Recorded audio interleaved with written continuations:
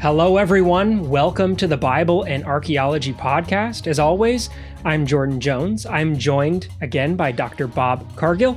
And today we've got a little bit of a different conversation for you. This is a Bible and Archaeology fact check, let's say. We're going to be going through a recent article about some scholarship, some archaeology, sifting through the weeds of this, and let's just say it up front, it's not a good article. We did the reading for you, so you don't have to, but we want to provide some corrections to some of what you may have seen. This is an article that's been making the rounds, and so we want to provide some correction because the scholarship, Bob, as we've talked about before, the scholarship that underlies this article is good and is done respectfully and well and by good scholars, and it's been severely misrepresented and blown out of proportion in this Daily Mail piece that we're going to be talking through.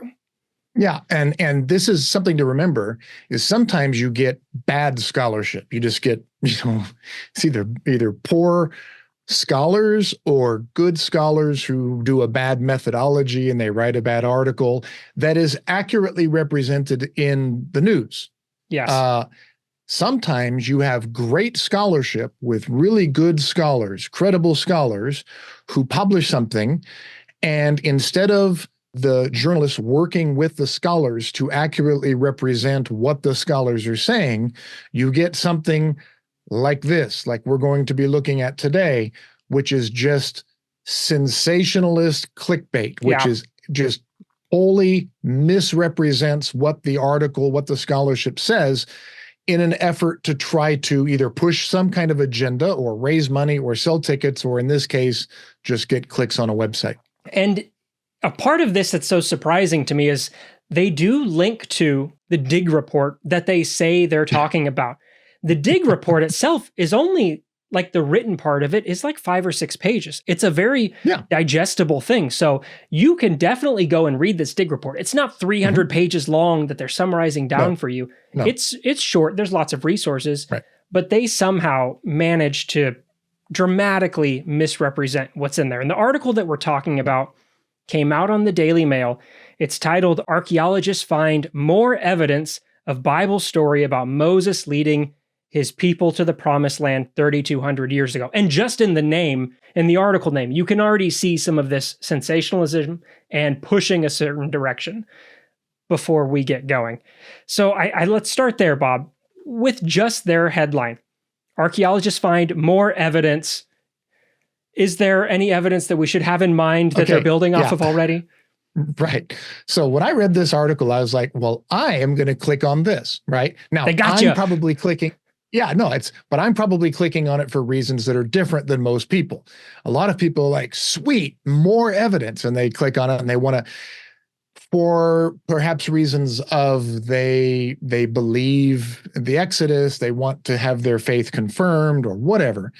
I'm looking at it for like, first of all, let's just look at the problematic words in the title alone. Forget the rest of the article. Number one, more evidence. There is, let me just say it, there is no evidence, direct evidence of the Exodus. There's no evidence of the Exodus from Egypt. We don't have that. There's just not. Again, I'll say this again. A wheel, a chariot wheel, a wagon wheel, whatever, at the bottom of the Red Sea, of the Gulf of Aqaba, whatever, is not evidence of the Exodus. This is a maritime trade route. There were ships going up. Sometimes those ships sink. Sometimes they have carts on them. Sometimes they have, they're military ships. They're going to have chariots on them. So a wheel or something that looks like a wheel, it's not always a wheel, at the bottom of a body of water is not evidence of the Exodus. So you see this pointed to all the time. It's not evidence of anything other than something sank. More evidence of Bible story, okay, fine, about Moses leading his people to the Promised Land 3,200 years ago. So again, we have a story about Moses leading his people to the Promised Land.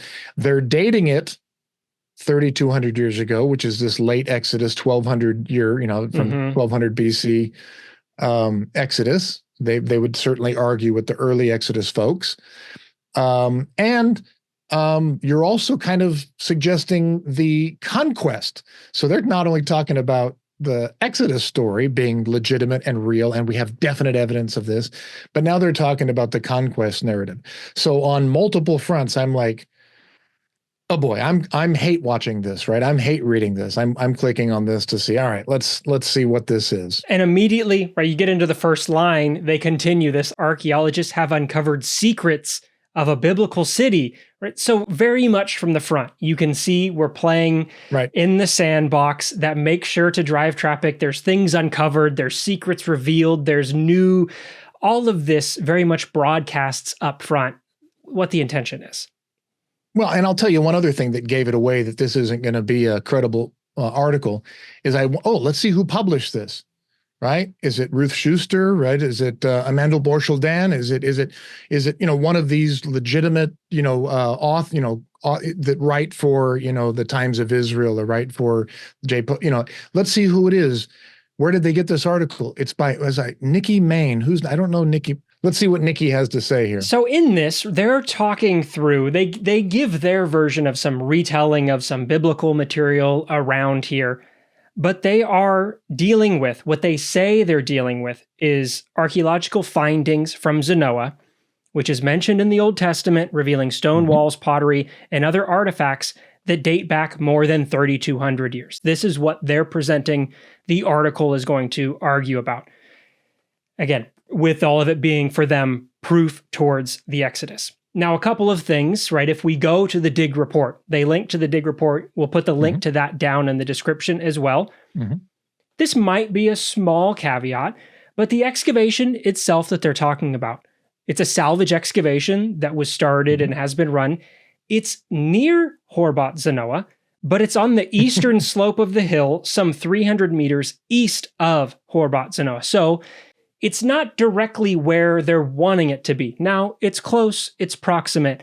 Again, this can be small quibbling, but if you're basing your argument off of, well, we're going with the name of this place that's mentioned in the Bible, and we're going to try to ignore some of what the archaeologists would want to emphasize, but they're not saying it's from there. They're saying it's near, it's on the hill related to, but it's not from that same place. So again, a little bit of maybe some misrepresentation in the article about the positioning of where they're staking the finds. Yeah, and if we're going to let anything go, if we're going to give them one on anything, we give them that, right? So it's within 300 meters, but it's in the it's in the region of this. So, okay, let's give them that one. We'll give them that. Let's see what the report actually says, and compare it to what the article is claiming. And we'll just go bound little claim by claim and let's see what it says. And there's a claim right up here up front that we should deal with as well. They say artifacts that date back more than 3,200 years. Now we go to the dig report and we see, okay, what periods of time are they identifying things with? The oldest finds from the excavation date by the archaeologists to the late Iron Age. That's 20% of the pottery, with 80% coming from the Byzantine period. So now if you're looking at that 3,200, you can start to get into the arguments of when are we placing the Bronze Age and the Iron Age, and the archaeologists are saying late Iron, which is not going to be at that 3,200 mark, and then predominant 1200 BC is, and they're that is not late Iron. It's not late Iron, and predominantly Byzantine. 80% of the pottery is Byzantine, which is definitely not 3,200 years. Yeah. No. Byzantine, for those of you who aren't aware, the Romans come in and do their thing. We go into AD. So we're not even BC, we're going to AD. And then the Romans transition into the Byzantine Empire. And so we're well 4th, 5th century into the AD, not BC, AD, CE. And now we're working into the Byzantine period. So 1,500 years ago, right? We're like way past. Jesus is come and gone, and Romans are that's Byzantine pottery. And late Iron, what are we looking at? We're looking at some, I think they're talking about lamellic. There's a lamellic stamp handles. So some jar impressions. We find these all up and down through Israel. Oded Lipschitz, I think, who did the report on this, is very well known for for these, for studying these and publishing on these. That is not the late Bronze Age. No. That is after the kingdom of Israel has been well established, and they've already split into Israel and Judah. And so that has nothing to do, not only does that nothing to do with Exodus and Moses, has nothing to do with the conquest, has nothing to do with David or something. Mm-hmm. They've already split. And now we're dealing with well into the Iron Age, the split of the kingdom. So we're way off. How does Jim Carrey's I was way off? Well, and the Lamech piece, the article talks about, yes, that the team also uncovered, the article says, a broken jar handle that featured the name of a king described in the Bible, providing more evidence to the biblical story of Moses. And now there's multiple issues here, because that's not what was on the jar handle. It was a Lamech jar handle that has some of the text on there. But the biggest jump in this one is that there's a Lamech handle, which Lipschitz does date to the early 7th century is when he's placing this. But they go from jar handle, therefore evidence to biblical story of Moses. Somehow, 7th century jar handle, Moses entering the promised land. This jump, is there any way that you can support this? I don't know what type of rationale leads you to say jar handle 7th century, therefore way back when we've got Moses coming in. It's, hey, something from the Bible. It's old, must be Bible, must be.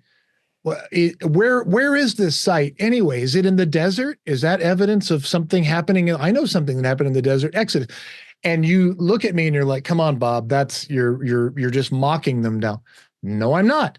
That's the extent of knowledge that some people have.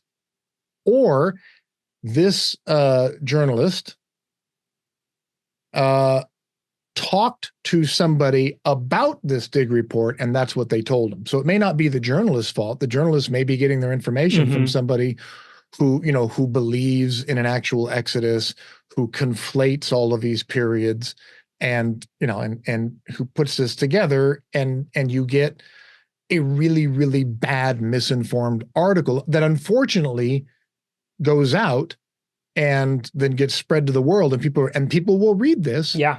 And then it's up to us and Dan McClellan and several others to come in and say, yeah, no, this is bad. And this is bad. This has gotten spread around a lot. And, the article makes this jump from handle to Moses, which then suddenly you go, what are we doing here? Completely missing over good material from the dig report that's talking about the importance of this handle, because it says in the real dig report, no impressions of this type were found in destruction layers relating to this campaign.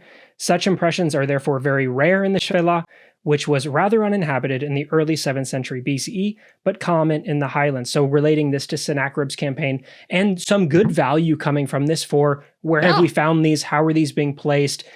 What type is this?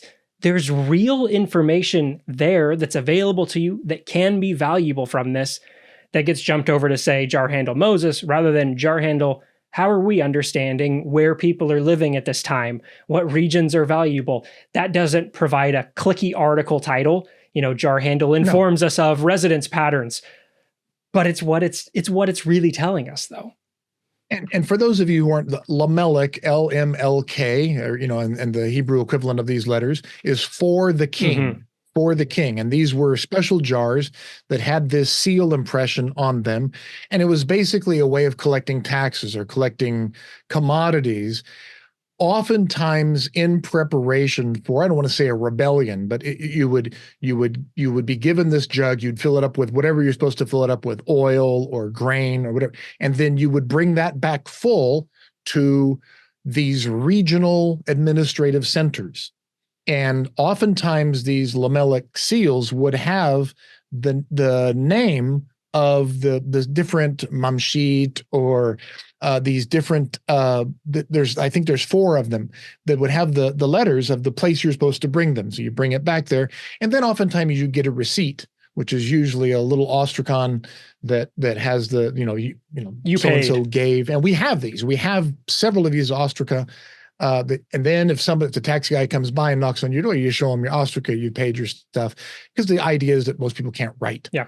Right, at this time, or at least can't do these official things. And so this is a valuable thing. It's these lamellic jar seals, these impressions are incredibly valuable, and they tell us a lot about administrative centers and settlement patterns and what was going on administratively in a kingdom, probably preparing or in response to the Assyrians, Neo-Assyrians, and their campaigns throughout the region.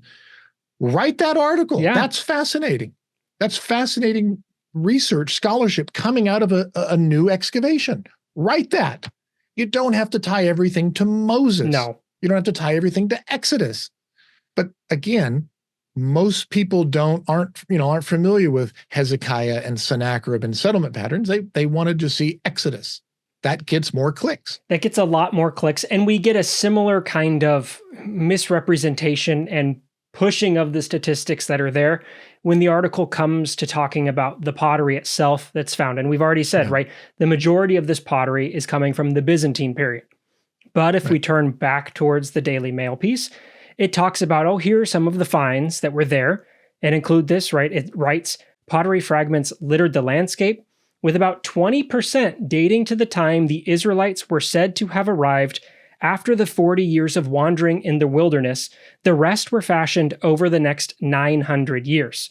And then goes on to say, other findings, bowls and jugs, metal objects. However, the researchers did not specify when they were made, only that they were bronze jewelry, such as a ring and an earring fragment, which just flatly misrepresents the time periods that the dig report is presenting. Because they're saying, right, the oldest finds for pottery, late iron. 20%. They're estimating 20% of the pottery late iron. Then there's some material from the Second Temple period, and 80% of the pottery coming from the Byzantine period. So no, none of that, no 20% that comes from when the Israelites were said to have arrived, and the rest definitely don't date to the next 900 years if 80% of them are from the Byzantine period. Yeah, and again, I want to look at the word after here and just see if this is, the way that this is worded. With about 20% of this pottery, right, dating to the time period the Israelites were said to have arrived after the 40 years of wandering, implies that it's when the Israelites came into the land. Yeah. Now, if you read these same archaeological reports coming from these same archaeologists who have been working there for the past 60, 70 years, and those who trained them and those who trained them, they will tell you that the people who became the Israelites, the Judahites and the Israelites, were Canaanites. They were always there. They moved from the highlands to the lowlands back and forth, depending on, what was going on in the region. But they were Canaanites. They were always there. You don't have a break in the population. You don't have a break in the pottery. They're moving around, and then as they increase in population, they begin to tribe up, and you don't have, at the time period that it needs to be happening, this conquest of a group of people coming in from the east, destroying Jericho, destroying Ai in succession, destroying all these towns. This conquest narrative that we read about in the Bible simply didn't happen because we have archaeological and biblical evidence against it. It just didn't happen. And so not only do we not have evidence for the Exodus, but we have evidence contrary to it from the excavations in Israel. Plus, we have evidence coming from these digs in Israel that tell us that the people who became the Israelites were native to the land. They were Canaanites. They were Canaanites. And then once they became big and had a large enough population, they wanted their own foundation myths. And so they started writing their own foundation myths, just kind of like Americans have their own foundation myths, and Romans have their foundation myths, and Assyrians have their, and Egyptians. Everybody has a story of how they became a people. And, did Washington really chop down the cherry tree? And We don't know, but that's our story. That's our story. We're going to stick to it. And what's interesting is they want to tie it to the most famous story, even though this pottery has nothing to do with that. Absolutely nothing. And then the rest were fashioned over the last 900 years. That's like finding a sword from the Crusades, which we talked about recently, right? And saying, so here's something from the Crusades and everything over the next, 1,000 years, over the next 900 years, including my house that I live in, now. That's a very broad time period to put two things into the same. It's irresponsible. Either that or it's ignorant. It's either ignorant or it's irresponsible. And we're going through this, not because we want to just jump on the back of someone who is trying to write a piece, whether they wanted to. They could have been assigned this. They may not know. We understand. We're wanting to go through this because, as we've said, it has really made the rounds. I mean, I track news stories every day of what's going where and what's being circulated, and this has been picked up and spread all over. It's being repeated. The article is being reshared by other publications, really without additional comment or correction to the stuff that's in there. And so these misrepresentations of, again, the good work that the scholars originally did in their excavation and in their reports is being misrepresented, which is extremely frustrating for them because they have spent years excavating and analyzing and studying and writing a carefully worded and researched report that they made very accessible. It's available to you for free. It's in a consumable length.